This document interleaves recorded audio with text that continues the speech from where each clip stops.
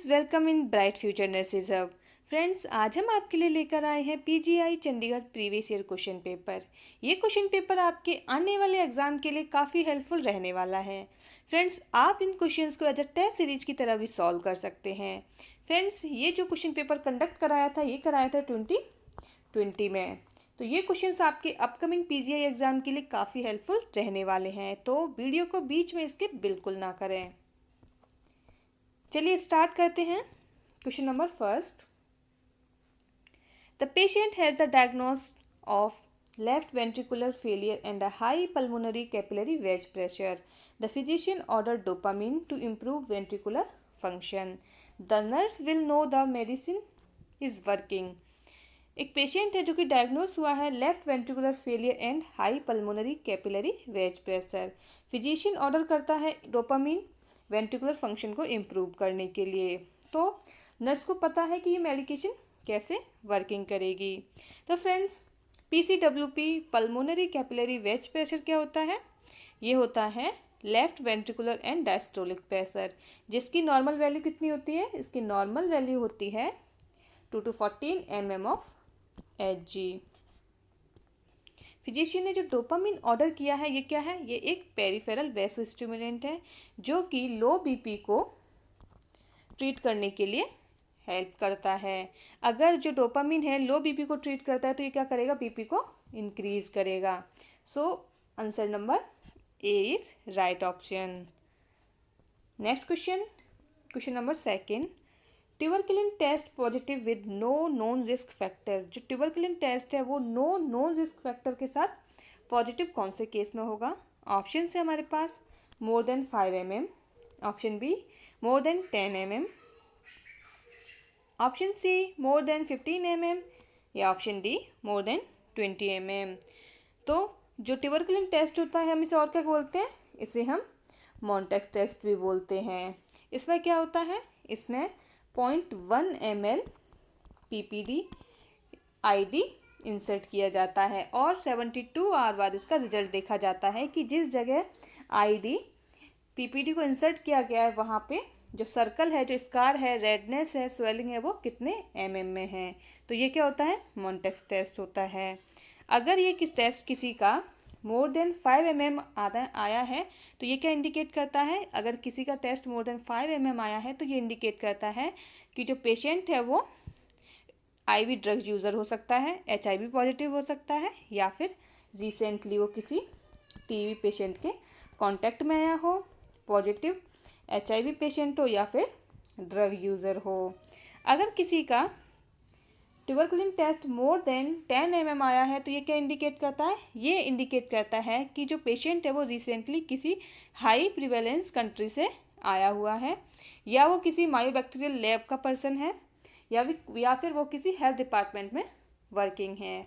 और अगर किसी का tuberculin test more than 15 mm आता है तो ये इंडिकेट करता है कि person no known risk factor के साथ पॉजिटिव है, जो कि क्वेश्चन में डायरेक्टली पूछा है, positive with no known risk factor. So option number C is right answer. Next question, question number 3, frontal lobe of the brain right and left hemisphere connected by. जो frontal lobe होती है right and left hemisphere वो किससे connected रहती है? Option है हमारे पास पोन्स, cerebellum, corpus कोलोसम या ब्रेन स्टेम। तो फ्रेंड्स, इसका राइट आंसर क्या होगा? आप इस क्वेश्चन को इस तरीके से सॉल्व कर सकते हैं, जो रॉन्ग आंसर्स हैं, रॉन्ग ऑप्शन है, उन्हें हटा सकते हैं। पोन्स, सेरिबेलम और ब्रेन स्टेम क्या है? ये ब्रेन के पार्ट हैं। तो ये तीनों ऑप्शन गलत हुए।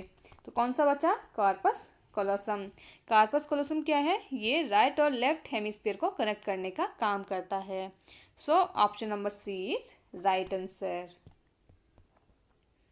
Next question, question number 4, full form of UNICEF. UNICEF की फुल फॉर्म क्या है? ये तो सभी को पता होगा। तो इसका राइट आंसर क्या होगा? United nation international children emergency fund. Option number A is right answer. इस यूनिसेफ का एक क्वेश्चन और काफ़ी फेमस होता है जो कभी कभी पूछा जाता है, गोभी कैंपेन। क्या पूछा जाता है यहाँ से? गोभी कैंपेन, जो कि यूनिसेफ ने स्टार्ट कर रखी है। जी फॉर क्या आता है? जी फॉर आता है ग्रोथ मॉनिटरिंग। इसमें क्या आता है? Growth monitoring. ओ फॉर क्या आता है? Oral rehydration. B for breast feeding और आई फॉर इम्यूनाइजेशन। ये क्वेश्चन भी कई बार पूछ लिया जाता है जो कि यूनिसेफ की तरफ से होता है। Next question, question number 5, pregnant women in placenta formed and functioning eight.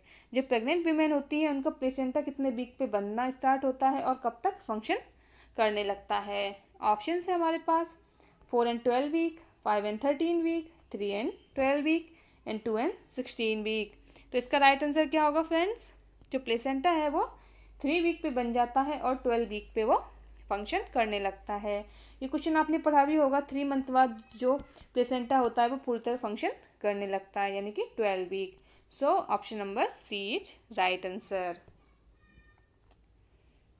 Next question 6, a old age patient admitted to hospital for a suspected brain tumor. While assessing the patient, the nurse would keep in mind that the most reliable index of cerebral status is. एक old age का patient है जो कि brain tumour के suspected case के लिए admit हुआ है। जब पेशेंट को असेस किया जाता है तो नर्स इनमें से ऐसा कौन सा पैरामीटर है जो कि कीप इन माइंड रहेगा? ऑप्शन है हमारे पास option A pupil response, deep tendon reflex, level of consciousness and muscle strength. तो इसका राइट आंसर क्या होगा फ्रेंड्स? सबसे पहले कौन सा पैरामीटर याद रखना होगा? पेशेंट का level of consciousness. So option number C is right answer. Next question 7, a patient was in an automobile accident and sustained a head injury following admission to the hospital, a diagnosis of increased ICP. The appropriate nursing intervention in nursing care. एक patient है जो automobile accident का case है जिसमें क्या हुआ है? Head injury, और एडमिशन के बाद डायग्नोस किया जाता है कि उस पेशेंट के अंदर क्या है? इंक्रीज ICP, इंट्राक्रेनियल प्रेशर क्या है? बढ़ा हुआ है। तो इनमें से ऐसा कौन सा नर्सिंग इंटरवेंशन है जो ऐसे पेशेंट के लिए क्या रहेगा? एप्रोप्रिएट रहेगा? ऑप्शन है हमारे पास option A elevate head of bed 15 to 30 degree, option B control coughing and deep breathing, option C provide quiet environment and option D encourage fluid intake. तो इसका राइट आंसर क्या होगा फ्रेंड्स? सबसे पहले इस क्वेश्चन को सॉल्व करने के लिए हम इसके रॉन्ग आंसर हटा देते हैं। Elevate head of the bed, अगर हम बेड का हेड को एलिवेट करते हैं तो ये ICP और बढ़ाएगा। सो ये ऑप्शन गलत हुआ। अगर क्योंकि ICP पहले से ही बढ़ा हुआ है तो हम उसके बेड के हेड को इंक्रीज नहीं करेंगे और ना ही उसे फ्लूइड देंगे, क्योंकि पहले से ICP बढ़ा हुआ है और ज़्यादा ICP बढ़ने के चांसेस रहते हैं। अब हमारे पास 2 ऑप्शन बचते हैं, option B and option C. अगर किसी भी पेशेंट में इंट्राथोरेसिक और इंट्रा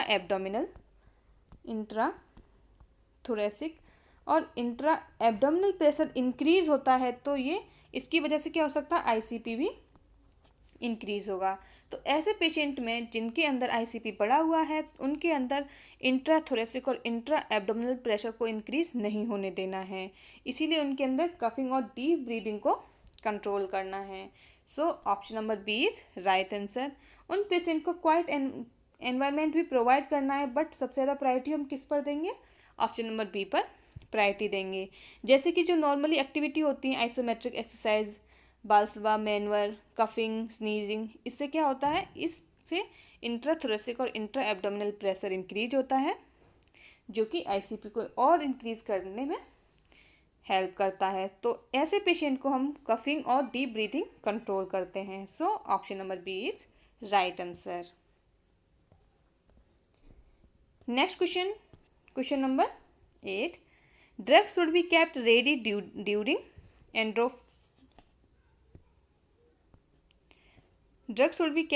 ड्यूरिंग एंड्रोफोनिम टेस्ट। जब हम किसी भी पेशेंट का एंड्रोफोनिम टेस्ट करते हैं तो कौन सी ड्रग को हमें रेडी रखना होता है? ऑप्शन है हमारे पास option A atropine, option B potassium, option C neostigmine या ऑप्शन डी कैल्शियम। तो सबसे पहले हम फ्रेंड्स देखते हैं एंड्रोफोनिम टेस्ट क्या बोलता है, इसे हम टेंसिलोन टेस्ट भी कहते हैं। क्या कहते हैं, टेंसिलोन टेस्ट भी कहते हैं। और इसमें हम क्या क्या डिटेक्ट करने के लिए किया जाता है, जो इंजेक्शन टेंसिलोन होता है ये पेशेंट को दिया जाता है और इससे हम इवेल्युएट करते हैं मस्कल स्ट्रेंथ। क्या इवेल्युएट करते हैं, मसल स्ट्रेंथ। और ये मिस्थेनिया ग्रेविस वाले पेशेंट में चेक किया जाता है।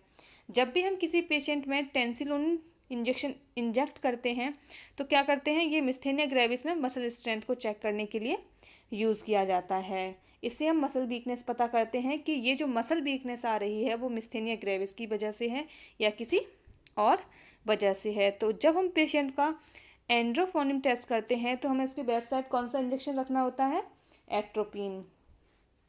एट्रोपिन हमें रेडी करके रखना होता है, क्योंकि एट्रोपिन क्या है, ये एक टेंसिलोन का एंटीडोट है। तो हमें क्या रेडी रखना है, एट्रोपिन रेडी रखना है। अगर किसी भी पेशेंट में एंड्रोफोनिम का साइड इफेक्ट आता है तो हमें क्या देना है, एट्रोपिन देना है उसे। So option number A is right answer. Next question 9, mid year population calculated by date of. अगर हम किसी की कभी भी मिड ईयर पॉपुलेशन कैलकुलेट करते हैं तो कब करते हैं हम, 12 AM जो उसका लोकल टाइम होता है, और 1 जुलाई को हम मिड ईयर पॉपुलेशन कैलकुलेट करते हैं। तो इसका राइट आंसर क्या होगा, 1 जुलाई। Option number A is right answer. Next question, question number 10, early sign of vitamin A deficiency in children. Children में विटामिन ए डेफिशिएंसी का अर्ली साइन क्या होता है। ऑप्शन है हमारे पास, option A night blindness, option B conjunctival xerosis, severe pain या diplopia. तो इसका राइट आंसर क्या होगा फ्रेंड्स, इसका राइट आंसर होगा option number A is right answer. Childrens में अर्ली साइन होता है विटामिन ए डेफिशिएंसी का night blindness. Next question number 11, CA-125 tumour marker used in breast cancer. जो CA-125 ट्यूमर मार्कर है वो कौन से कैंसर को डिटेक्ट करने के लिए यूज़ किया जाता है। ऑप्शन है हमारे पास, option A cervical cancer, uterine cancer, ovarian cancer या ब्रेस्ट कैंसर। तो इसका राइट आंसर क्या होगा, जो mainly CA-125 tumour marker use किया जाता है वो ओवेरियन कैंसर में यूज़ किया जाता है, और ब्रेस्ट कैंसर में भी इसे हम यूज़ करते हैं। जो ट्यूमर मार्कर होता है वो इन दोनों ओवेरियन कैंसर और ब्रेस्ट कैंसर के लिए भी होता है। तो लेकिन मोस्ट अप्रोप्रिएट क्या जाएगा, ovarian cancer. Option number C is right answer, क्योंकि हम ब्रेस्ट कैंसर में 2 और हमारे जीन होते हैं, BRCA1 और BRCA2 भी चेक करते हैं। ब्रेस्ट कैंसर जीन 1 और ब्रेस्ट कैंसर जीन 2 भी इसमें चेक करते हैं। तो मेनली आंसर क्या जाएगा इसका, C option is right answer. Next question, question number 12, antidote of warfarin. Option है हमारे पास vitamin K, protamine sulphate, calcium और एस्पिरिन। फ्रेंड्स, जो 2 क्वेश्चन जो यूनिवर्सल क्वेश्चंस हैं जो हर एग्जाम में आते हैं, एंटीडोट ऑफ वारफेरिन और एंटीडोट ऑफ हेपेरिन, ये यूनिवर्सल क्वेश्चन है। इन क्वेश्चंस को तो आपको अच्छे से याद ही करना है कि इन दोनों के, वारफेरिन और हेपेरिन के एंटीडोट क्या होता है। हेपेरिन का एंटीडोट क्या होता है फ्रेंड्स, हेपेरिन का जो एंटीडोट होता है वो होता है प्रोटामिन सल्फेट, और वारफेरिन का एंटीडोट क्या होता है, विटामिन के। क्वेश्चन में हमसे पूछा है वारफेरिन का एंटीडोट, विटामिन ए के इज राइट आंसर। और अगर क्वेश्चन पूछा जाता है हेपेरिन का एंटीडोट क्या होता है, तो कौन सा आंसर राइट जाएगा, प्रोटामिन सल्फेट। वारफेरिन क्या है, वारफेरिन एक ओरल एंटीकोगुलेंट है और हेपेरिन इंजेक्टेबल एंटीकोगुलेंट है। Next question 13, sustainable developmental goal, which goal related to health. जो हमारे सस्टेनेबल डेवलपमेंटल गोल हैं तो इनमें से ऐसा कौन सा गोल है जो कि हेल्थ से रिलेट करता है। ऑप्शन है हमारे पास, गोल 9, गोल 6, गोल 1 या गोल 3। तो इसका राइट आंसर क्या होगा फ्रेंड्स, इसका राइट आंसर होगा गोल 3। गोल 3 जो किससे रिलेटेड है, goal related to health. So option number D is right answer. यहाँ आपको एक इमेज दे रखी है जिसमें आप इजीली देख सकते हैं कि जो हमारे पास 19 गोल हैं उनमें से कौन सा गोल किससे रिलेट करता है। Next question 14, the first person becoming sick in epidemic is called, जो हमारा एपिडेमिक होती है उसमें अगर कोई फर्स्ट पर्सन सिक होता है तो उसे हम कौन सा केस बोलते हैं? ऑप्शन है हमारे पास primary case, secondary case, index case या रिजर्वायर ऑफ इन्फेक्शन। तो इसका राइट आंसर क्या होगा? ऐसे केस को हम प्राइमरी केस बोलते हैं। Option number A is right answer. Next question 15. A female patient had a laparoscopic cholecystectomy in this morning. She is now complaining of right shoulder pain. The nurse would explain the patient that symptom is, एक patient है जिसकी morning में laparoscopic कॉलिसिस्टेक्टमी हुई है और अभी वो complain कर रही है कि उसको क्या है? राइट शोल्डर पेन है। तो नर्स क्या एक्सप्लेन करेगी कि ये किस चीज़ का सिम्टम है? ऑप्शन है हमारे पास, option A common in following operation, expected general anesthesia. Option C indicative of need of use incentive spirometer, या फिर option D unusual and should be reported to surgeon. तो फ्रेंड्स, जो ये साइंस जो सिम्टम है ये वाला राइट शोल्डर पेन, ये क्या होता है? एक जनरल सिम्टम होता है जो नर्स फीमेल को एक्सप्लेन करेगी कि जो कॉलिसिस्टेक्टमी हुई है उसमें क्या है, हम किसी भी पेशेंट में जब हम लेप्रोस्कोपिक कॉलिसिस्टेक्टमी करते हैं तो गैस को इंसर्ट करते हैं, जिसकी वजह से क्या हो सकता है? पेशेंट को बाद में जाके शोल्डर पेन हो सकता है।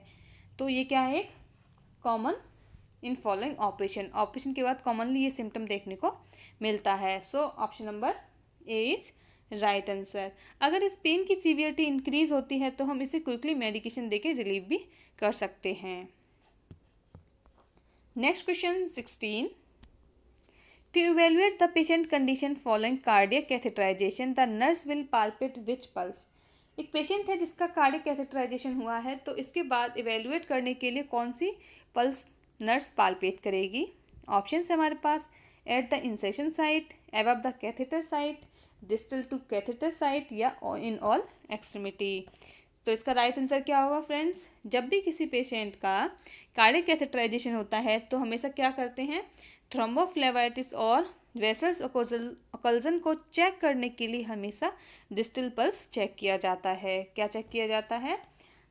थ्रोम्बोफ्लेवाइटिस और वेसल्स ओकल्जन को चेक करने के लिए हमेशा डिस्टल पल्स को चेक करते हैं। So option number C is right answer. Next question, antidote of heparin. ये क्वेश्चन फिर से आ गया है। एंड हेपेरिन का एंटीडोट क्या होता है? Protamine sulphate. और विटामिन के किसका है? वारफेरिन का, जो कि क्या है? ओरल एंटीकोगुलेंट है। Next question 18. Urine output increase in following condition except. जो यह कंडीशन दे रखी है इन सब में यूरिन आउटपुट इंक्रीज हो जाता है एक्सेप्ट किसी एक सिचुएशन को छोड़ के। तो इसका राइट आंसर क्या होगा फ्रेंड्स? ऑप्शन है हमारे पास, option A give mannitol, option B diabetes mellitus, option C diabetic insipidus या सिंपैथेटिक स्टिमुलेशन।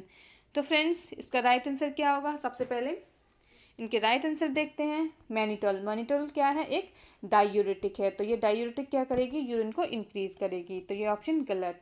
डायबिटीज मेलाइटस, इसमें भी यूरिन का अमाउंट इंक्रीज हो जाता है, यूरिन आउटपुट इंक्रीज हो जाता है। And option C diabetic insipidus, जो कि डायरेक्टली किससे रिलेटेड है? एडीएच, एंटी डायूरेटिक हार्मोन से रिलेट करती है, जो कि क्या करता है? यूरिनेशन की फ्रीक्वेंसी को इंक्रीज कर देता है। तो ये तीनों ऑप्शन गलत हुए। तो एक आखिरी में ऑप्शन बचता है हमारे पास, option number D, sympathetic stimulation. So option number D is right answer. ये जो हमारा सिंपैथेटिक नर्वस सिस्टम होता है वो क्या करता है? यूरिनरी रिटेंशन कराता है और जो मिक्चुरेशन रिफ्लेक्स होते हैं उनको सप्रेस कर देता है, जिससे क्या होता है? यूरिन आउटपुट डिक्रीज हो जाता है। So option number D is right answer.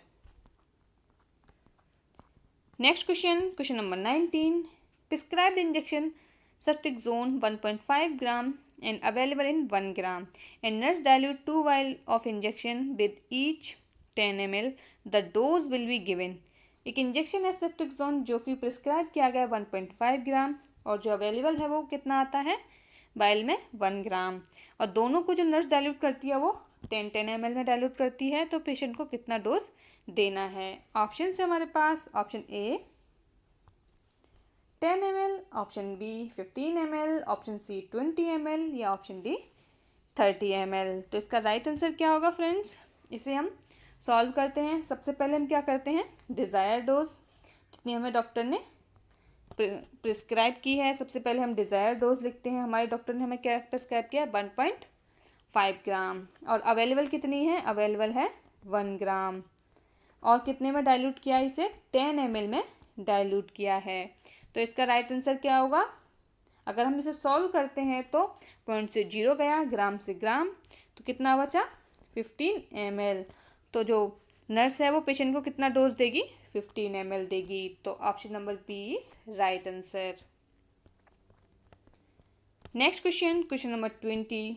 All are international notifiable disease except, जो सारी डिजीज़ हैं वो इंटरनेशनल नोटिफेबल डिजीज़ हैं एक्सेप्ट किसी एक डिजीज़ को छोड़ के। ऑप्शन है हमारे पास cholera, chicken pox, yellow fever और प्लेग। तो इसका राइट आंसर क्या होगा फ्रेंड्स, जो हमारी इंटरनेशनल अथॉरिटी के अंडर जो डिजीज़ है वो कौन कौन सी हैं, कोलेरा, येलो फीवर और प्लेग। ये क्या है, एंडेमिक सिचुएशन वाली डिजीज़ हैं। तो ये तीनों डिजीज़ इंटरनेशनल नोटिफेबल डिजीज़ हैं। और कौन सी नहीं है, chicken pox. So option number B is right answer. तो फ्रेंड्स ये थे आज के हमारे 1 to 20 क्वेश्चंस। आने वाली वीडियो में हम स्टार्ट करेंगे 20 से आगे के क्वेश्चंस। तो फ्रेंड्स आप हमारे साथ बने रहें ब्राइट फ्यूचर नर्सेस सब के साथ।